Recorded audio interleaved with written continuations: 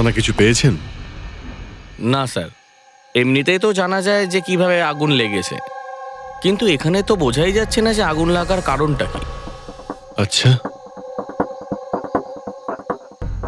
দেখো অ্যাম্বুলেন্স কত দূর এলো। ঠিক আছে স্যার।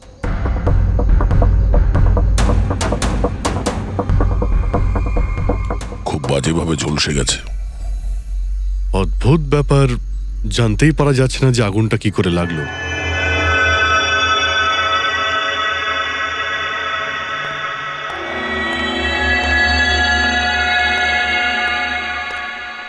কিভাবে হলো এইসব? সবকিছু তো একদম ঠিক ছিল, জানি না আগুন কি করে লাগলো। এতজন মানুষের অভিশাপ তো লাগবেই, তাই না? এই কি বললে তুমি? আমি জানতে পেরেছিলাম স্যার যে দিলীপ স্যার কোনো কোর্টের কেসে ফেসে গেছিলেন। খুব বড়সড় কেস ছিল স্যার, কিন্তু কিছুদিন আগে ছাড়াও পেয়ে গেছিলেন। অনেকে এই নিয়ে রেগেও ছিলেন। আচ্ছা, এই ঘটনার সুযোগ নিয়ে কেউ ওকে মেরে দেয়নি তো? না, কোর্টে উনি নির্দোষ প্রমাণিত হয়েছিলেন, উনি কিচ্ছু করেননি। কি কেস ছিল? 9 বছর আগে জামাইবাবু থিয়েটারে আগুন লেগে গিয়েছিল, যার জন্য বেশ কয়েকজন মারাও গিয়েছিল, আর সমস্ত দোষ জামাইবাবুর ঘাড়ে চাপলো। এমনি এমনি কি করে আগুন লাগতে পারে? এটা নিশ্চয়ই কারোর প্ল্যানিং। কাউকে সন্দেহ হচ্ছে আপনাদের? এটা কে করতে পারে? যে কেউ করতে পারে, অনিতাও করতে পারে। কোন অনিতা? টনির ওয়াইফ, ও এখানে এসেও ছিল।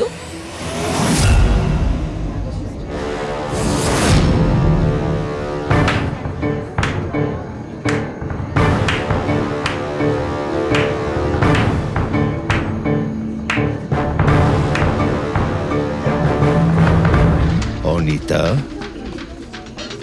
অন্য লোকের ঘর ভেঙে দিয়ে নিজের পরিবারের সঙ্গে এখানে ফুর্তি করা হচ্ছে।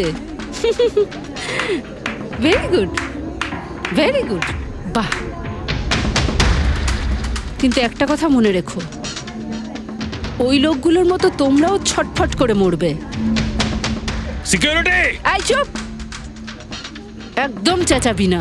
বের করো একে বাইরে, বের করো। চলুন ম্যাম, বাইরে চলুন। আউট।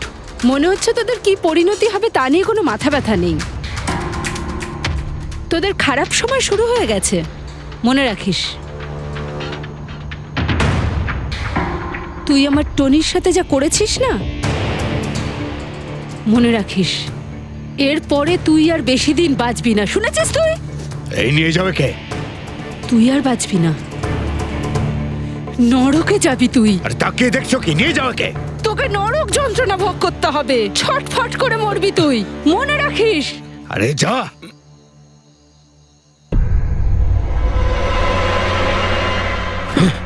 Let's enjoy Rohan. আরে ভুলে যাও।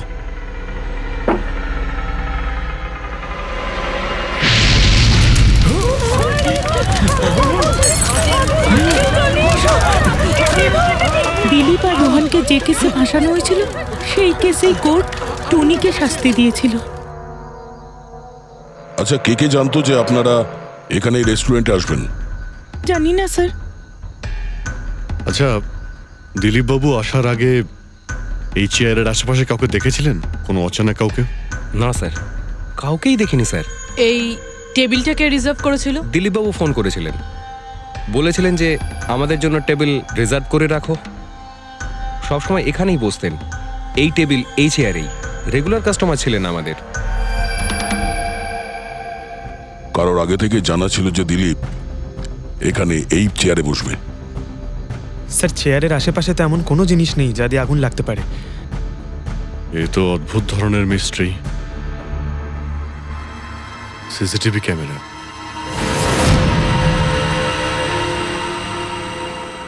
এর ফুটেজ থেকে জানতে পারা যাবে কি হয়েছিল এখানে। ও মাই গড, এসব কিভাবে হলো? কে করতে পারে এসব? ওই করেছে যে দিলীপকে খুন করেছে প্রমাণ লোপাটের জন্য। আর যে কেউ কিভাবে এই মনিটর রুমে চলে এলো? তোমার সিকিউরিটি কোথায়? স্যার, এই রুমে সিকিউরিটির কোনো প্রয়োজনই হয় না। এর আগে এরকম কখনোই হয়নি স্যার। স্যার স্যার আমার মনে হয় না সিসিটিভি ফুটেজ ডিলিট করার মতো সময়ের কাছে ছিল। ও শুধু ভাঙচুর করেছে। যদি আমরা কোনো এক্সপার্টকে ডাকি স্যার, তাহলে সে হয়তো হার্ড ডিস্ক থেকে রিকভার করতে পারবে।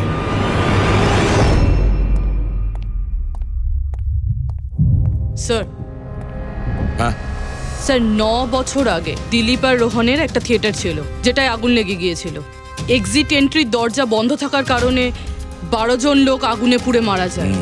ভিকটিমদের ফ্যামিলি যখন কেস করে, তখন ইনভেস্টিগেশনে জানা যায় যে সেই সময় একজন গার্ড ছিল। হ্যাঁ, টনি। হ্যাঁ স্যার। স্যার, কোর্টে এটা প্রমাণ হয়ে গিয়েছিল যে টনি অনেক মদ খেয়েছিল, আর মদের নেশায় সে এতটাই চুর ছিল যে ইমার্জেন্সি এক্সিটের দরজাও খুলতে পারেনি। হ্যাঁ, কিন্তু এই টনির স্ত্রী অনিতা এটা মানতে রাজিই নয় যে ভুলটা টনি করেছিল। স্যার, শুধু উনিই নন, অনেক আর্টিকেল এবং নিউজ পেপারও কিন্তু কোর্টের সিদ্ধান্তের ব্যাপারে কথা বলেছিল। যখন এই ঘটনাটা ঘটেছিল তখন দিলীপ আর রোহনের বিরুদ্ধে সলিড এভিডেন্স ছিল, কিন্তু তারপর কেস চলতে থাকলো। 9 বছর হয়ে গেল। কিছু প্রত্যক্ষদর্শী বয়ান বদলে দিল, আর কিছু লোক বাইরে চলে গিয়েছিল।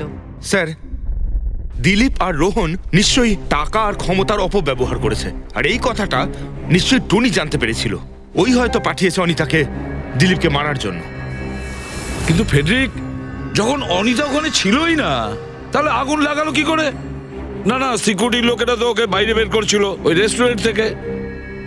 এমন কি জিনিস ছিল যার জন্য হঠাৎ করে আগুন লাগলো? স্যার, হয়তো ডক্টর সালুংখে আমাদের কোনো হেল্প করতে পারে। না হলে অনিতা।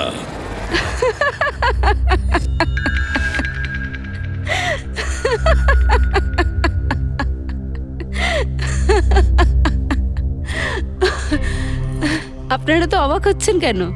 আমার হাসি দেখে, নাকি দিলীপের মৃত্যুর জন্য? দিলীপের মারা যাওয়াতে এত আনন্দ কিসের? আচ্ছা, আমি খুশি হব না তো আর কে হবে বলুন তো? কালকে রাত্রে রেস্টুরেন্টের থেকে বেরোনোর পর তুমি কোথায় গিয়েছিলে? জেলে, আমার স্বামীর সঙ্গে দেখা করতে। ওয়ার্ডেনের কাছে সমস্ত রেকর্ড আছে, আপনারা চাইলে চেক করতে পারেন। সেটা তো আমরা করবই। আর এইটাও যে তুমি ওই আগুনটা লাগালে কিভাবে? কোনো কালো জাদু করেছিলে তুমি? দিলীপের গায়ে হঠাৎ করে আগুন লাগলো কি করে? কালো জাদু জানলে অবশ্যই প্রয়োগ করতাম, কিন্তু আমি খুব খুশি হয়েছি। দিলীপও ঠিক সেইভাবেই ছটপট করে মরেছে, যেভাবে 9 বছর আগে ওই নিরীহ লোকগুলো মারা গেছিল, যেটা শাস্তি এখন আমার স্বামী টনি ভুগছে। তুমি এইটা কিভাবে বলতে পারো যে টনির কোনো ভুল ছিল না? তুমি তো ওখানে ছিলেই না। আমি ওখানে ছিলাম না, কিন্তু টনি এখানে ছিল। সেদিন ওর শরীর খারাপ ছিল। ওর মালিকদের, মানে রোহন আর দিলীপকে বলে তাড়াতাড়ি বাড়ি চলে আসে আগুন লাগার অনেক আগেই। ভুল ওদের দুজনের ছিল। ওরাই পুরনো দরজা ঠিক করায়নি, যার জন্য ওখানে আগুনে পুড়ে অনেক লোক মারা গেছিল। আমার স্বামীর নয়, ওদের দুজনের দোষ ছিল। তাতে তোমার নিশ্চয়ই খুব রাগ হয়েছিল, ওদেরকে মেরে ফেলারও ইচ্ছে হয়েছিল। 12 জন মারা গেছিল ওখানে। আমার থেকে অনেক বেশি রাগ ওদের পরিবারের লোকেদের হয়েছিল, কিন্তু এখন হয়তো ওরা খুব খুশি দিলীপের মৃত্যুর খবর শুনে। খুব খুশি হয়েছে। ওরা আরো বেশি আনন্দ পাবে যেদিন রোহন পুড়ে মরবে।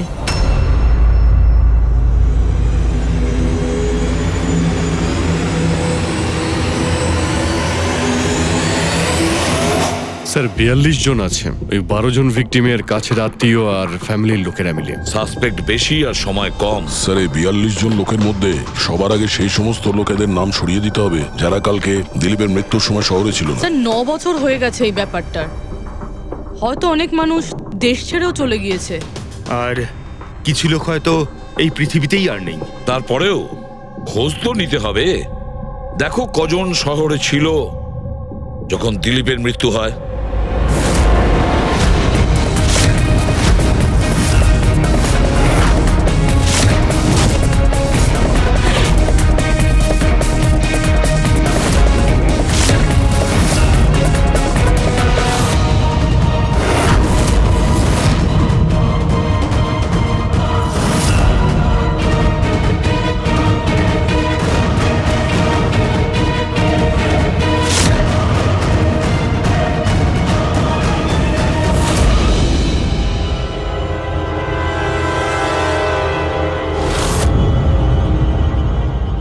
হ্যাঁ পঙ্কজ, কজন এখানে আছে? 27 জন স্যার, যারা সেই সময় শহরে ছিল, আর ওদের দিলীপকে মারার কারণও ছিল। ঠিক আছে, সবাইকে বিউরোতে ডাকো। দেখা যাক ওরা নির্দোষ হওয়ার কি গল্প শোনায় আমাদের।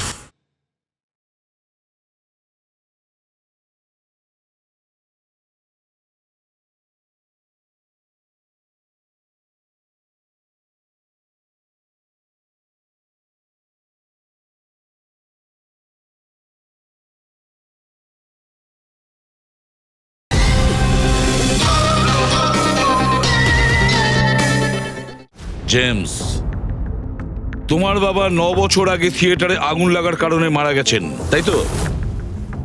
Yes sir. আপনার হাজবেন্ড ফিল্ম একাই দেখতে গিয়েছিলেন? সেই দিন আমি বিজি ছিলাম, তাই উনি একাই চলে যান। কালকে রাত্রে কোথায় ছিলে তুমি? স্যার আমি আমার বন্ধুদের সঙ্গে ছিলাম। স্যার আমি পাসপোর্ট অফিসে গেছিলাম। ওই দুজনকে আমি এমনি এমনি ছেড়ে দেবো না। তো কি করেছিলে তুমি? ভেবেছিলাম যে দিলীপের সাথে ফেস টু ফেস দেখা করব, আর ওকে জিজ্ঞেস করব যে তুমি এরকম কেন করলে। স্যার তারপরে আমি আমার বন্ধুদের সাথে বাড়িতে যাই। আমি আমার ওয়াইফের সাথে মলে ছিলাম। স্যার আমার বন্ধুদের জিজ্ঞাসা করতে পারেন। স্যার যদি ওর সাথে আমার দেখা হতো তাহলে ও রেস্টুরেন্টে বেঁচে ফিরতো না। দিলীপ ওর কর্মের শাস্তি পেয়ে গেছে। আমি রেস্টুরেন্ট থেকে জানতে পারলাম যখন যে দিলীপের সাথে কি হয়েছে, তখন মনে শান্তি পেলাম স্যার। আর বাকি থাকলো রোহন, ও তার কর্মের শাস্তি নিশ্চয়ই পাবে। এবার এই 27টা নামের মধ্যে তাদের নামগুলো রেখে দাও যারা ঘুরিয়ে ফিরিয়ে উত্তর দিচ্ছিল, আর যারা নিজেদের উত্তর অনেক আগে থেকেই তৈরি করে রেখেছিল।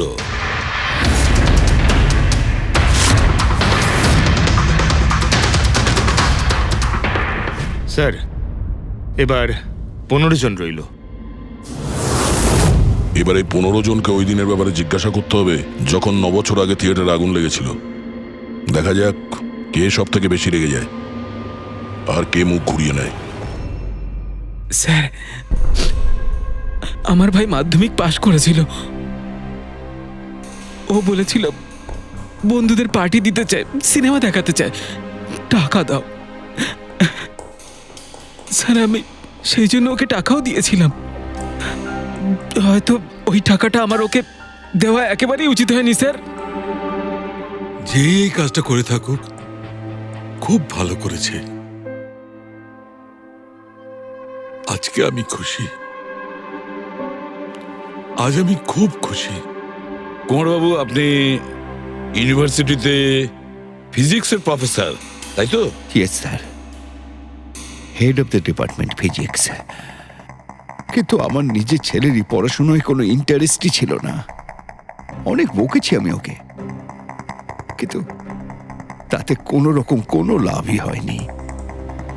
1 নম্বরের বদমাইশ হয়ে উঠেছিল।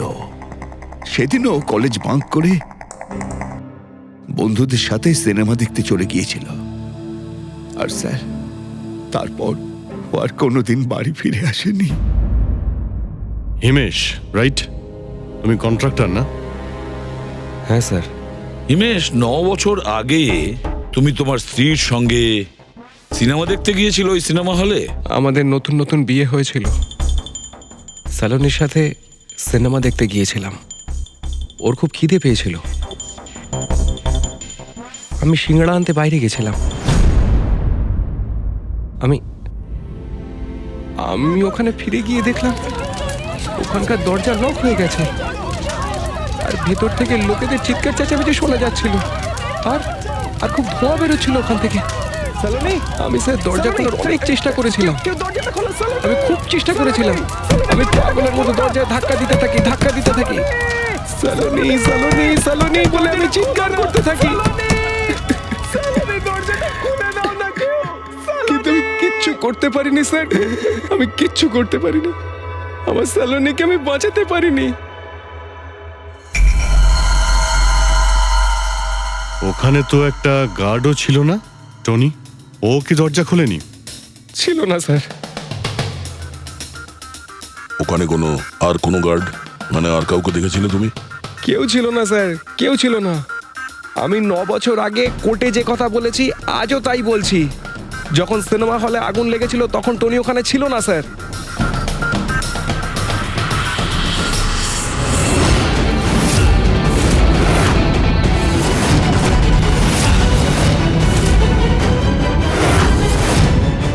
এই হলো আমাদের 15 জন সাসপেক্ট যারা দিলীপকে খুন করতে পারে। স্যার পুলিশ বলছিল যে ফায়ারম্যানরাও বলতে পারেনি যে আগুনের এক্স্যাক্ট সোর্সটা কোথায় ছিল। ওরা তো দেখা মাত্রই জানতে পেরে যায়, তাই না? জানতে পেরে যায় যে ওখানে এমন কি জিনিস ছিল যাতে আগুন ছড়িয়ে পড়ে, কিন্তু ওরা জানতে পারেনি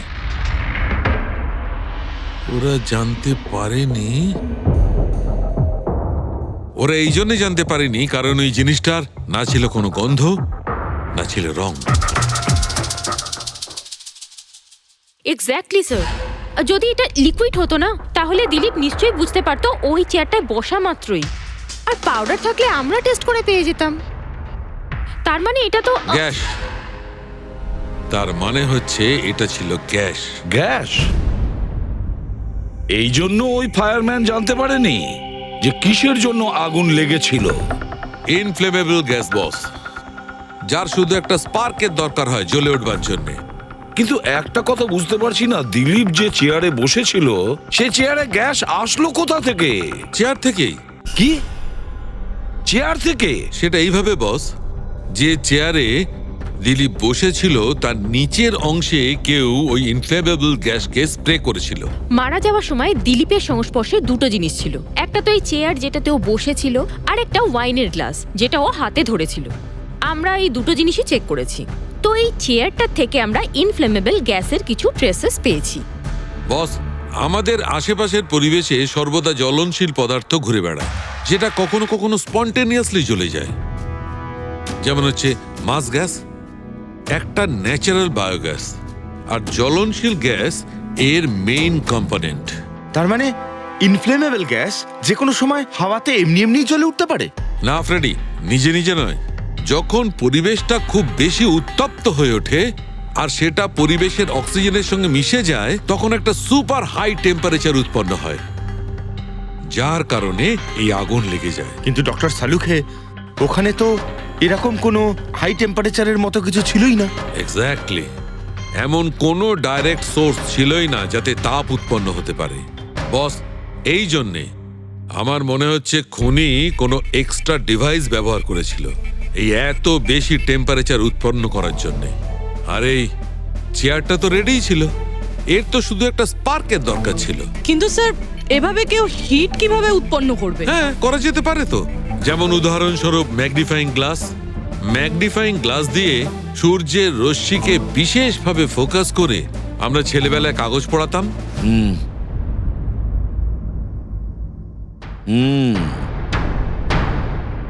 মনে হচ্ছে ওই রেস্টুরেন্টে আবার যেতে হবে,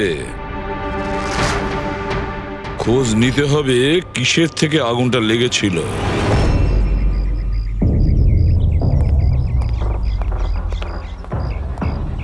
সব জায়গায় দেখে ফেলেছি স্যার, কিন্তু এমন কিচ্ছু খুঁজে পেলাম না যাতে আগুন লাগতে পারে। আর এটা ওপেন এয়ার রেস্টুরেন্ট। যখন খুনি দিলীপের চেয়ারের নিচে ওই ইনফ্লেমেবল গ্যাস স্প্রে করেছিল, কেউ তো দেখেছিল। সেটাই তো, চেয়ারে হঠাৎই আগুন লেগে যায় আর দিলীপ পুড়ে মারা যায়। কেউ কিছু দেখেনি, আর না আমরা কোনো প্রমাণ পাচ্ছি। স্যার,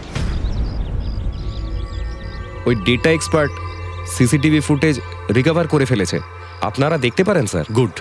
দয়া, তুমি গিয়ে দেখো, ততক্ষণ আমি এখানে দেখছি কিছু পাওয়া যায় কিনা। স্যার, দিলীপ আর ওর ফ্যামিলি আসার 15 মিনিট আগের ফুটেজ এটা।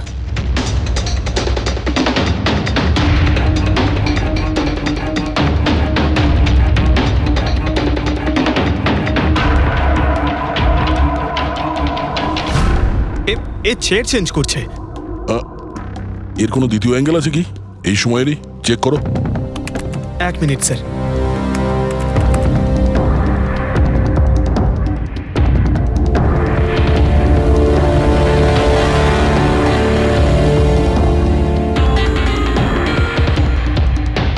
ও চেয়ারটার সঙ্গে কি করছে?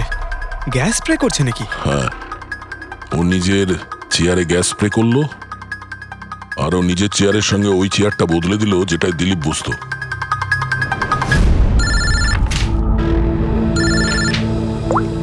হ্যাঁ দয়া। আচ্ছা, গ্রেট, গুড ওয়ার্ক দয়া, গুড ওয়ার্ক। কি হলো স্যার? যে দিলীপের চেয়ারটা কারসাজি করেছিল তার খোঁজ পাওয়া গেছে। সে আসলে একটা লোক। ওর শারীরিক গঠনটাও জানা গেছে। আর দেখি আমরা, দয়া ফটোটা পাঠাচ্ছে।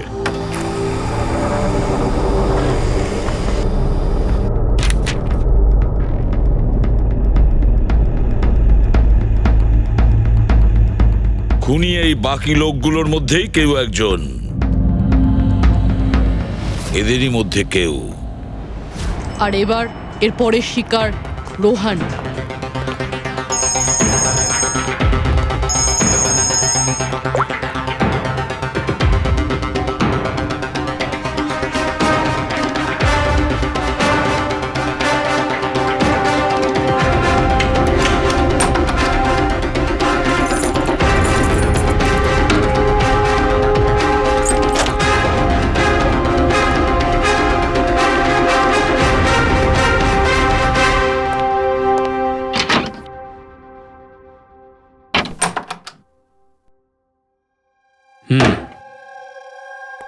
আমার মনে হয় কারোর আমার আর দিলীপের মুক্তিতে অসুবিধা হচ্ছে।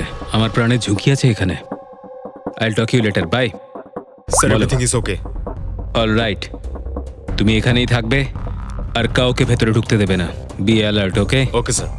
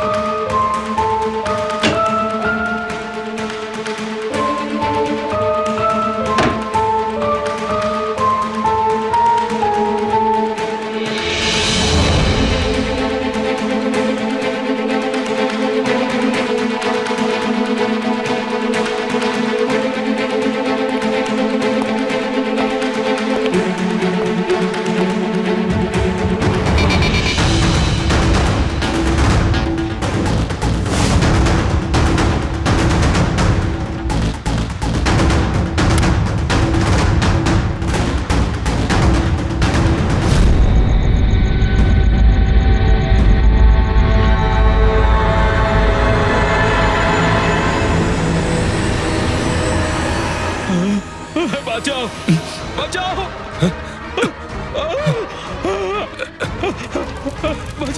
বাঁচাও, বাঁচাও, বাঁচাও ওকে, জল দাও, জল, বাঁচাও, বাঁচাও, বাঁচাও। স্যার, আসি স্যার, স্যার, স্যার এক মিনিট স্যার, স্যার বাঁচাও, স্যার বাঁচাও, জল, জল দাও, স্যার বাঁচাও, বাঁচাও।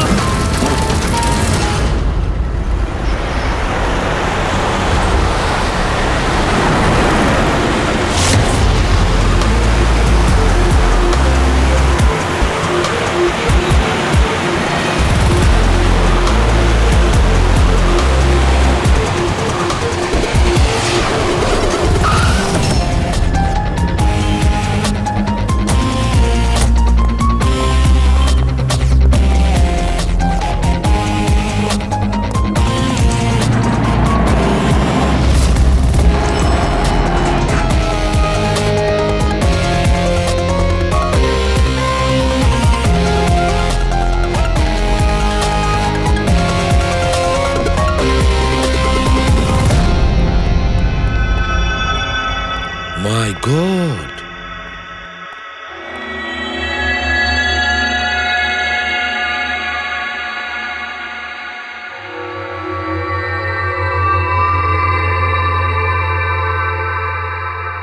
কি হয়েছিল এখানে আর কিভাবে?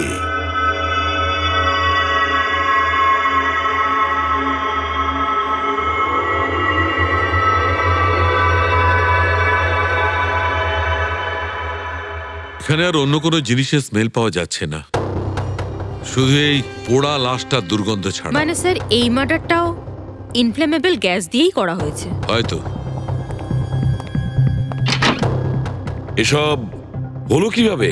হ্যাঁ, স্যার আসলে আমি রোহন স্যারের বডিগার্ড। আচ্ছা, তাহলে আপনারা কোথায় ছিলেন যখন এসব হলো? স্যার রোহন স্যার আমাকে বাইরে পাহারা দিতে বলেছিলেন। তার কিছুক্ষণ পরেই আমি ওনার চিৎকার শুনতে পেয়ে ওনার রুমের দিকে দৌড়ে আসি আর দেখি দরজার চারদিক থেকে ধোঁয়া বেরোচ্ছিল। আমি অন্য চাবি দিয়ে দরজা খুলে ভিতরে যাওয়ার পর দেখলাম যে স্যার ততক্ষণে রোহন স্যার পুড়ে গেছেন। আপনারাও কেউ কিছু জানেন না? অদ্ভুত ব্যাপার, রুমের মধ্যে কোনো সূত্র পাচ্ছি না, শর্ট সার্কিট হয়নি, পর্দাটা ভেতর থেকে বন্ধ, এই উইন্ডোজটা পার্মানেন্টলি ক্লোজড, কেউ বাইরে থেকে ভেতরেও আসতে পারবে না, আর বাইরে থেকে ভেতরে কোনো ভিউও নেই, কেউ দেখতেও পাবে না। তাহলে লোকটা মরলো কিভাবে? এটার থেকে আগুন লেগেছে বস।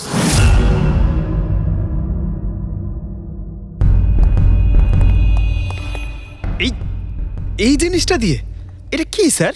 এটা হচ্ছে ফিলামেন্ট। ফিলামেন্ট? ইলেকট্রিক বাল্বের ভেতরের ফিলামেন্ট। যখন এই ফিলামেন্টের ভেতর দিয়ে ইলেকট্রিক পাস করানো হয় তখন এটা গরম হয়ে লাল হয়ে যায়। বস, খুনিও এই টেকনিকটাই ব্যবহার করেছে ওই জ্বলনশীল গ্যাসটাকে জ্বালানোর জন্য। কিন্তু ওই রেস্টুরেন্টে যেখানে দিলীপ মারা গিয়েছিল ওখানে তো আমরা এরকম কোনো ফিলামেন্টের মতন কিছু পাইনি। বস, এত ছোট্ট একটা জিনিস, ওটা খোলা জায়গা, হয়তো কোথাও উড়ে চলে গেছে, কিন্তু এখানে তো পুরো ঘরটাই বন্ধ, তাই জন্যে খাটের তলায় এটা আমি পেয়ে গেছি। কিন্তু স্যার, ফিলামেন্ট দিয়ে ইলেকট্রিক পাস করানোর জন্য ওয়্যারসের কোনো না কোনো কানেকশন তো থাকা উচিত বেড পর্যন্ত। আছে, এখানেই নিশ্চয়ই কোথাও আছে। পুরো বেড চেক করেছি আমরা, রুমটাও চেক করেছি, এরকম কিছুই তো পাইনি আমরা। দয়া, ওই দরজাটা কিসের? Manager, yes sir. ওই দরজার ওপারে কি আছে? স্যার আর একটা রুম আছে, এই রুমের সাথে ওটা কানেক্টেড। এমনিতে এই দরজাটা সিল থাকে, এটাকে কেউ খোলে না স্যার। খুলুন এই দরজাটা। Yes sir. আসুন স্যার।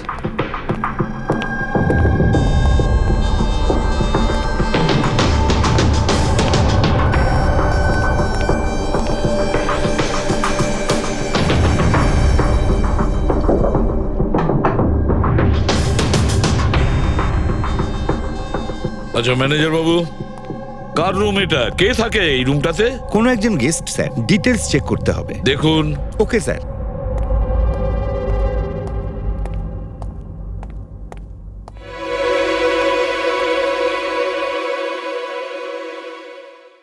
স্যার, ওখানে ওই রুমের মধ্যে যা হয়েছে স্যার সব এই রুম থেকেই করা হয়েছে স্যার। কিন্তু যদি কারেন্ট এই রুম থেকে পাস করা হয়ে থাকে তাহলে এখান থেকে বেড পর্যন্ত কোনো না কোনো ওয়্যার তো থাকা উচিত। আর যদি থেকে থাকে তাহলে রোহন নিশ্চয়ই সেটা দেখতে পেয়েছে। হ্যাঁ, হয়তো ওর বডিগার্ডও দেখে থাকবে। ডাকো তো ওর বডিগার্ডকে। আপনি এদিকে আসুন।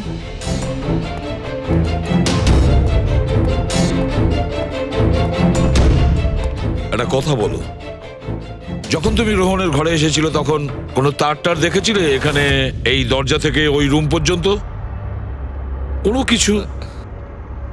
না স্যার, রোহন স্যার এই রুমে ঢোকার আগে আমি এই রুমটাকে খুব ভালো করে চেক করেছিলাম, কিন্তু তার বা সেরকম কিছু আমার চোখে পড়েনি। ঠিক আছে, যাও তুমি। যাই হোক না কেন দয়া, খুনি এই দরজাটা ব্যবহার করেছে। এই দরজা দিয়ে রোহনের রুমে আসে আর রোহনের বেডে ইনফ্লেমেবল গ্যাস স্প্রে করে, আর যে কোনো ভাবেই হোক ফিলামেন্টে কারেন্ট দিয়ে দেয়, তাতে ফিলামেন্ট গরম হয়ে যায় আর ইনফ্লেমেবল গ্যাসে আগুন ধরে যায়, আর তাতে রোহনের মৃত্যু হয়। বস, একটা কথা কিন্তু ঠিক, খুনি যেই হোক না কেন তার ইলেকট্রিক আর কেমিক্যাল সম্পর্কে খুব ভালো জ্ঞান আছে। প্রফেসর কুমার, ফিজিক্সের প্রফেসর কুমার, ওর থেকে আর কে বেশি জানতে পারে এই ব্যাপারে? দয়া, স্যার, ওই প্রফেসর কুমারের সঙ্গে দেখা করো। স্যার। দয়া, আমিও যাব তোমার সঙ্গে।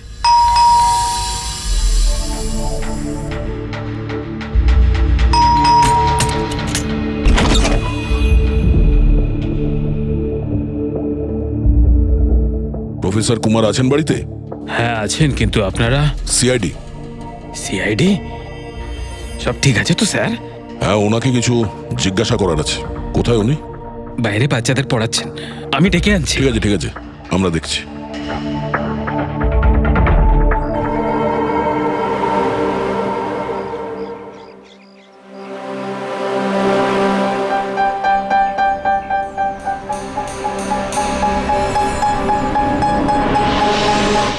মিস্টার কুমার, আপনার কাছে আমাদের কিছু জিজ্ঞাসাবাদ আছে। বলুন, কি জানতে চান? আপনি এটাকে চেনেন? এটা তো ফিলামেন্ট। গুড, ঠিক চিনেছেন আপনি। আপনি জানেন আমরা এই ফিলামেন্টটা কোথা থেকে পেয়েছি? সেটা তো আপনারাই বলতে পারবেন কোথা থেকে পেয়েছেন। রোহনের বিছানার নিচে। কাল রাত্রে রোহন ওই বিছানাতেই পুড়ে মারা গেছে। হোয়াট? রোহনও মারা গেছে? কাল রাত্রে আপনি কোথায় ছিলেন? রাত 9টা থেকে ভোর 3টে পর্যন্ত। আপনারা আমাকে সন্দেহ করছেন? এটা আমাদের প্রশ্নের উত্তর হলো না মিস্টার কুমার। কাল আমি সারা দিন আর সারা রাত্রি বাড়িতেই ছিলাম। কোনো প্রমাণ? আগে আমার কাজের লোক রামু আর বিকাশ, প্লিজ কাম হিয়ার।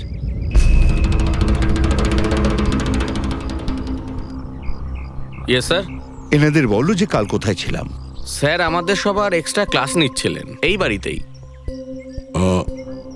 কটা থেকে কটা পর্যন্ত? স্যার, সন্ধ্যা 6টা থেকে ভোর 5:30 পর্যন্ত। সামনেই আমাদের এক্সাম, তাই আমরাই স্যারকে রিকোয়েস্ট করেছিলাম এক্সট্রা ক্লাস করানোর জন্য। ঠিক আছে স্যার, তুমি যাও বাবা। স্যার, আমার আরো 5 জন স্টুডেন্টস আছে যারা কাল সকাল 9টা থেকে 5:30 পর্যন্ত আমার কাছে ছিল। বলেন তো ওদেরও ডাকি? ঠিক আছে, এবার আমি যেতে পারি স্টুডেন্টদের পড়াতে? Please please. Thank you.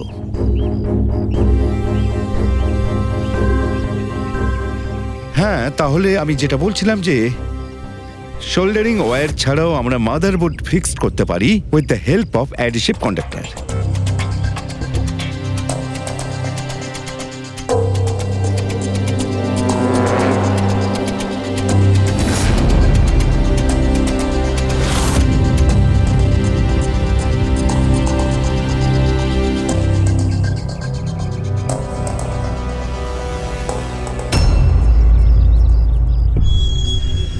My god, my god! আরে ভাই, কি ব্যাপারটা? কি?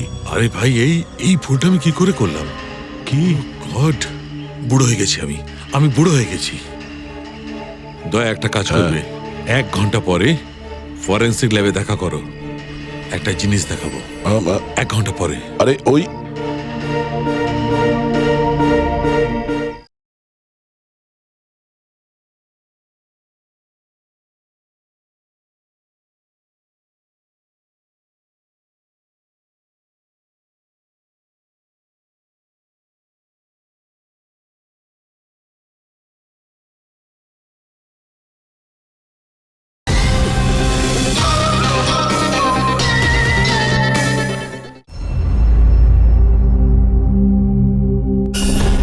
হ্যাঁ বস, একটা কাজ করো, এই সুইচটা দিয়ে ওই বাল্বগুলোকে জ্বালাও। এই সুইচ দিয়ে? এই সুইচ দিয়ে? হ্যাঁ হ্যাঁ, এই সুইচটা দিয়ে। আরে এর মধ্যে কোনো কানেকশন দেওয়া নেই, কিভাবে জ্বলবে? তুমি প্রশ্ন করো না, কখনো কখনো আমার কথাটাও মেনে নাও। কখনো কখনো। এই অন করলাম। কই স্যার, কিছুই তো হলো না। হবে হবে। আরে কি হবে? কিছুই হবে না। হবে ভাই, বিলিভ মি, হবে। 1 মিনিট। আরে ওর শরীর ঠিক আছে তো? হ্যাঁ স্যার, জানি না কি হয়েছে, প্রফেসর কুমারের সঙ্গে দেখা করে আসার পর থেকেই উনি বাল্ব নিয়ে খেলে যাচ্ছেন। একটা কথা বলো, ওই ফিঙ্গারপ্রিন্ট গুলোর খবর কি, যেগুলো তুমি হোটেলের লোকেদের কাছ থেকে নিয়েছিলে আর ওই রুমটা থেকে নিয়েছিলে? স্যার, অনেক ফিঙ্গারপ্রিন্টস পাওয়া গেছে, কিন্তু সবগুলো স্টাফ মেম্বারসদেরই, এছাড়া আর কারোর পাওয়া যায়নি। এটা কিভাবে সম্ভব? এই যে দাদা, একটু এই দিকেও দেখুন। হ্যাঁ হ্যাঁ, দেখছি। হ্যাঁ,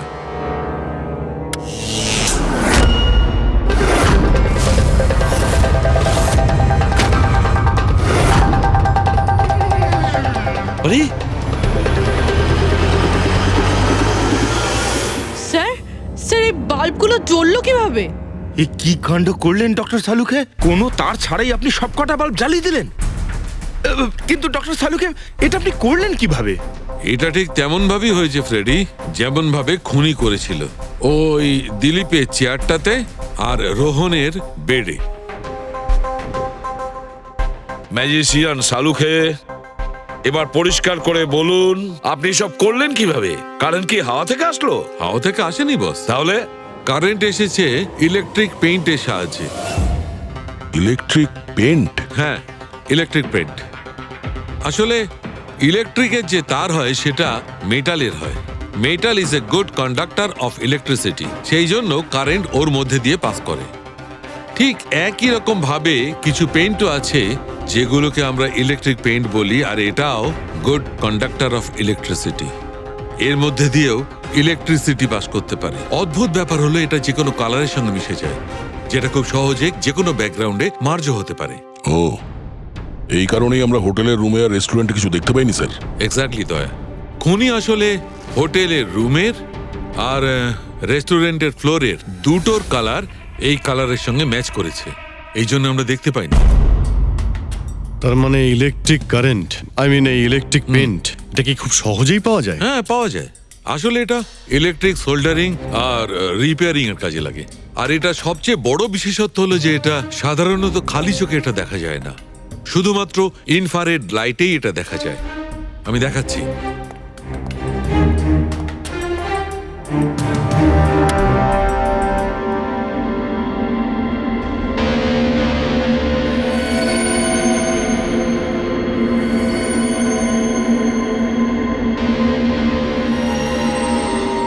দেখেছো বস? হ্যাঁ, খনিও ঠিক এইভাবেই ইলেকট্রিক পেইন্টের ব্যবহার করেছে আর এই সার্কিট তৈরি করেছে।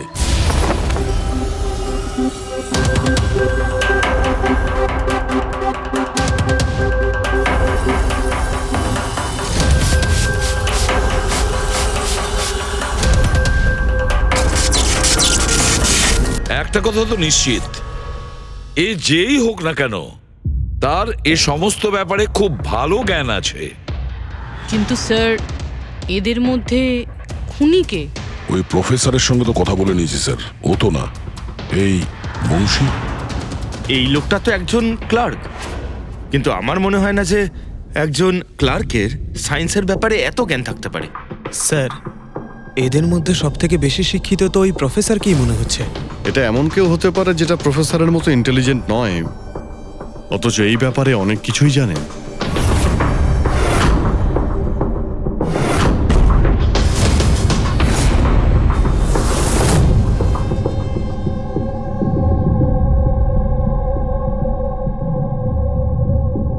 সেই লোকটা অভিজিৎ, এই লোকটাই সে।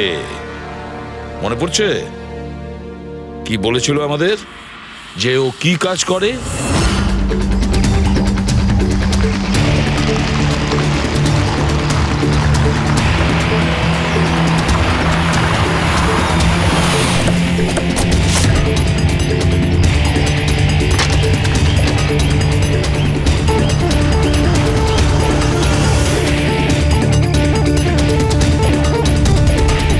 যাওয়া যাক শ্বশুর বাড়ি।